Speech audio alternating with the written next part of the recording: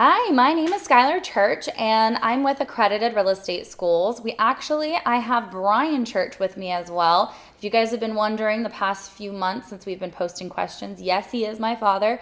He's here with me right now, and we're going to be going through some questions to help you prepare for your real estate license, that state exam in California. And so you're with me right now. I am here and we're ready to go. We're going to do podcast style today a little bit on this one. These questions are a little bit on the complex side. They might be simple looking, but there's a lot to it. So I thought we both would be here since we had the luxury of both being in the same area at the same time to do these questions with you. So here's part 14 and we're going to go over some questions. Question number 1. When an adverse possessor has fulfilled the requirements of being open and notorious, uninterrupted for at least 5 years, has a claim of right, is hostile to the owner's intent, and has paid property taxes for 5 or more years, this is called adverse possession. When does the buyer get legal title? A, legal title to the property is transferred by court order. B, when the adverse possessor signs a quitclaim deed. C, when he purchased the property. D, never. So there's a lot to this, and you need to know the specifics about adverse possession, and my dad is going to talk a little bit about this right now. Okay, let's talk about the adverse possession. Now, what happens is, let's say you have a parcel of land and your neighbor has a parcel of land right, adjacent next to you. And let's say that you have been using a few feet of your neighbor's land for quite a while, and it's open and notorious. Everyone knows you've been doing it. It's uninterrupted, continuous use for at least 5 years, which is, it's been going on longer than that. There's a claim of right. There's a reason why you're using that, because you've been mowing that part of the lawn and you think that you actually own it.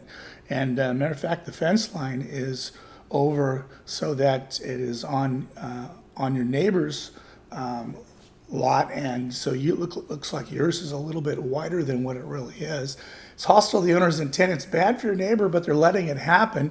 And you've even been paying property taxes for the last 5 years or more. And how you're doing that is the tax assessor has issued a map, and the map actually shows that that strip of land that you've been using, you actually own it and you're paying taxes on it.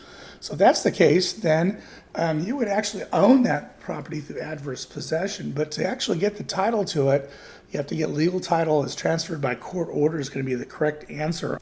So how that works is you would have to actually go to court and institute a quiet title action and ask the court to rule that it is your property. Then it would actually transfer to you as adverse possession. Sometimes the courts can actually rule without a full quiet title action if there's no one opposing it. And so that's how you end up with adverse possession. This is something that's peculiar to California. Does have this, and there are actually quite a few more of these types of adverse possession issues in California than you would actually believe that there would even exist. The adverse possession, sometimes what they'll do on the state exam, try to confuse you between quitclaim deed and quiet title action, and they're different. Quitclaim deed, what happens with that is that you would sign a quitclaim deed quitting your claim to an item, so that wouldn't have anything to do with this adverse possession. As well as when they purchase the property, because Right. It's once you've owned the property, now you could become an adverse possessor, or your property could be adverse possessed. Correct. So you got to keep an eye on your property. Make sure that you got your neighbors or other people are not using your property when you don't know about it. Exactly. So question number 2. CPI would be seen in an A, commercial lease, B, residential home loans, C, real estate leases, D, private mortgage insurance. Well, first off, CPI, you have to know that means the Consumer Price Index. And so, Dad, which one would this you'd think actually be seen in? A commercial lease, a real estate lease, residential home loans, or private mortgage insurance? Well, what happens with the Consumer Price Index, it typically is used to measure inflation. And the last dozen years or so, we have not had inflation. We've had been a lot of deflation, which is the other direction. So of course, it looks like there's going to be a lot more inflation coming down the road here. So the CPI will be much more important for leases. And commercial leases are the ones that actually use the CPI when there's inflation. And the reason is because they're sophisticated leases, and the owners of the properties, they understand the fact that these, as inflation kicks in, their actual rents that they're collecting are devaluing. And so they want to increase the rents up with inflation, so at least they stay even. They won't increase what they're making, but they won't lose any money. So these are real common CPI increases for commercial leases. And commercial lease, we're talking like shopping centers, office buildings, industrial properties. And so when there's no inflation, if there's deflation in there, then they'll usually not include these in the lease, because what they'll do is they'll do set rental increases, and those will be like maybe a certain cents, per square foot each year. When, say it's a 5-year lease, and each year you'd go up maybe 5 cents a square foot type thing. And that's what we've been seeing here in the last several years. But the residential home loans don't have anything to do with it. What they do is the adjustable rate loans there, they follow an index, usually the monthly treasuries average. They used to use the London Interbank offered rate, but they found out that one was a fraudulent one a few years ago. But those are an index that measures the cost of the money, so that would not have anything to do with it. Real estate leases in general, yeah, that would be, but the better answer is the commercial leases, because residential leases typically don't have a consumer price index. They don't use graduated leases usually. Right. Well, they could if it's a commercial property. They could, but they typically don't. Yeah. Exactly. Most of the time, real estate leases for residential property, whereas a commercial lease, like Schyler mentioned, might have a graduated lease, which will change each year. Hopefully go up if it's exactly. So if commercial lease was an answer option, real estate leases would be probably the best answer option if commercial lease wasn't actually an option provided. Well, the thing is, the commercial lease is the correct answer, and private mortgage insurance doesn't have anything to do with it. What that private mortgage insurance is used when you have a high loan to value type loan, and the lender is not comfortable making a loan over an 80% loan to value ratio. So what they'll do is they'll have the borrower pay for private mortgage insurance. So if there's a loss, the lender doesn't get hit with the entire amount. So that doesn't really have anything to do with our CPI for this particular question. So the correct answer is going to be a commercial lease on this one. And then we have 3. When an investor invests funds to improve a commercial building, this will affect A, cost, B, value, C, price, D, original cost. Well, we have to look at what do we know about cost, value, price, and then the original cost, and how an improvement to a commercial building actually which one it'll affect. So which one do we think it would be? Well, the thing of it is that when you do an improvement of a commercial building, you're talking, again, like shopping centers, retail, office buildings, those types of commercial leased investments is what they're talking about here. And when you're doing an improvement, you're looking at increasing the value of that property.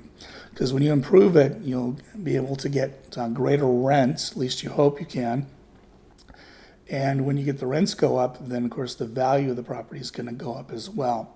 It doesn't affect the cost of it. Price is a little bit different, because what happens with price is that there's a difference between value and price.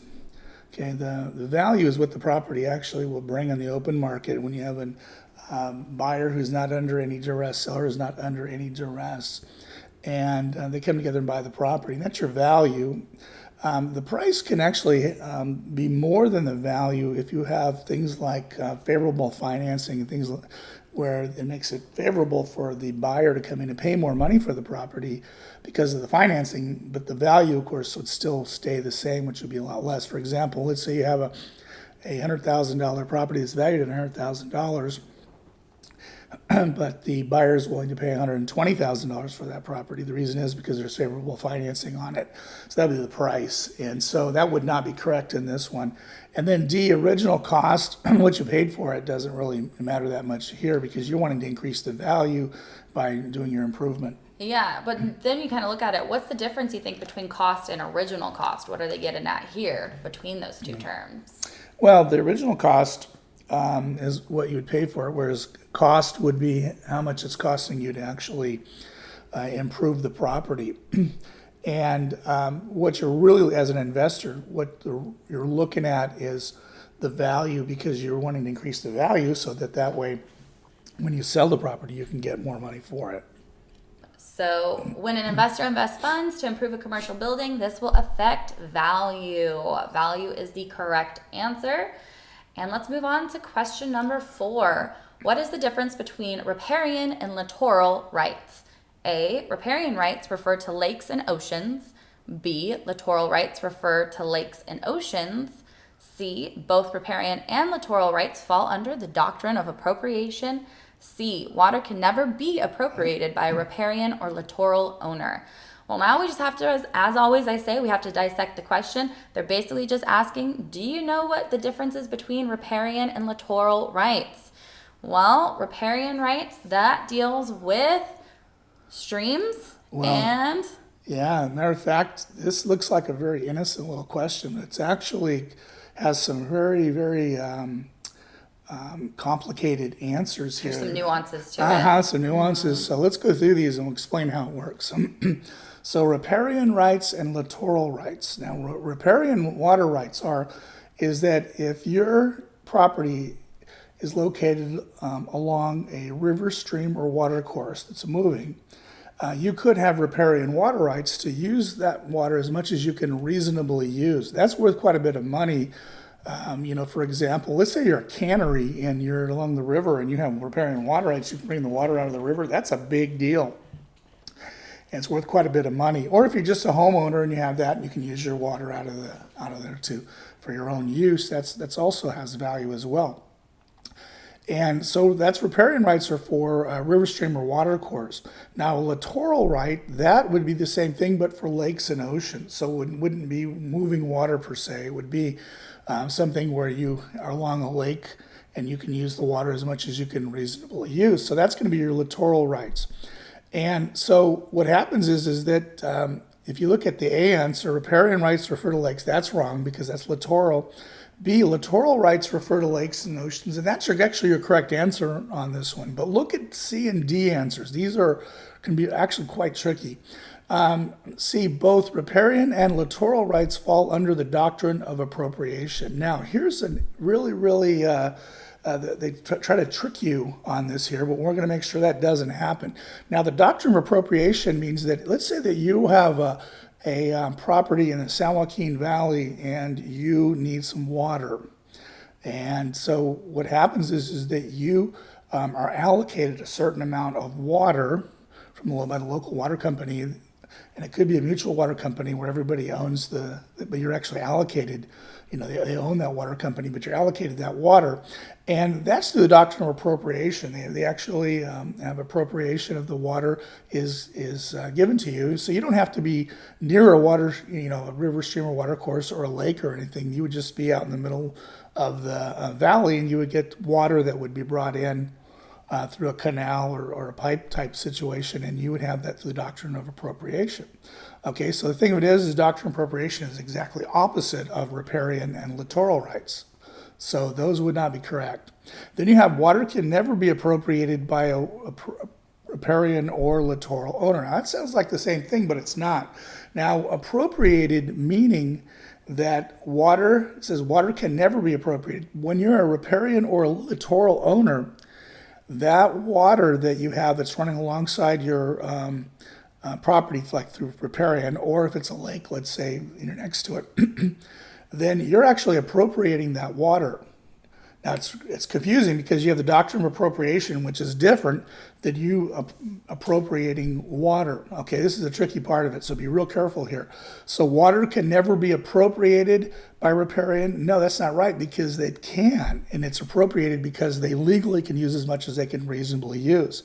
However, if you are somebody out in the middle of the valley and you do not have a river or stream water course or lake near your property, then you could have that water could be pumped into your property through the doctrine of appropriation. So be very careful with that. And of course, in this case, the correct answer is going to be B, littoral rights refer to lakes and oceans. And I also actually want to throw in a test-taking tip to this question. So even with maybe not being completely understanding appropriation versus the doctrine of appropriation, they're asking here in the question the difference between riparian and littoral rights. Whereas C and D are kind of just saying that they both fall under this particular category of rather falling under the doctrine of appropriation or can never be appropriated.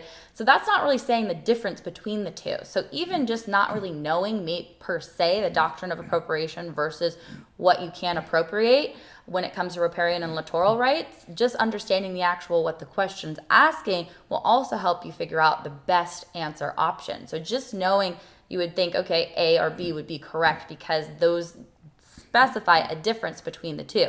Now it's knowing what littoral versus riparian is. Also, a little memory tool for you here is, I like to think of when it comes to riparian, it starts with an R, think of river, stream, or water course. Littoral starts with an L, think of lakes and oceans. That is a really great memory tool to help you keep them straight, because this is one that can be a little bit hard to keep up with and be able to set apart. So you have to know the information behind it, the concepts, but also it's being able to take the test and figure out what the question's asking and then what the best answer would be based on what the question's asking and the answer options provided. So it goes hand in hand, knowing the material, but also being able to take the exam. And that's why these practice questions are a great tool to make sure you're proficient in applying the material that you've been learning. And so this is a prime example of a simple question, it looks like, but it can be relatively difficult if you don't really know the specifics and the material behind it. So the best answer is B. Littoral rights refer to lakes and oceans, whereas riparian rights, those refer to streams, rivers, and water courses. So let's move on to question number 5. A corn crop needs to be cultivated every year. What is it called? A, emblement, B, agricultural addition, C, attachment, D, riparian. Well, we're talking about a corn crop that needs to be cultivated. What is the best term for this corn crop? Well, the thing is with corn crop, it's going to be an emblement. So it's cultivated every year. It's called an emblement.